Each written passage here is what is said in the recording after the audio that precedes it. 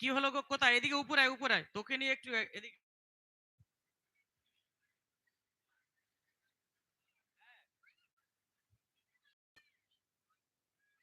এদিকে এসো।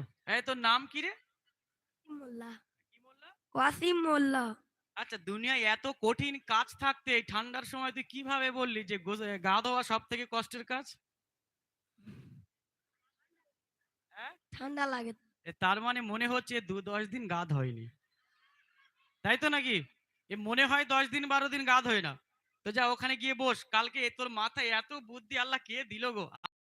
তার মানে মনে হচ্ছে 10 দিন গা ধোয়নি, তাই তো নাকি? মনে হয় 10 দিন 12 দিন গা ধোয় না। তো যা ওখানে গিয়ে বস, কালকে তোর মাথায় এত বুদ্ধি আল্লাহ কে দিল গো? আল্লাহ দিয়েছে।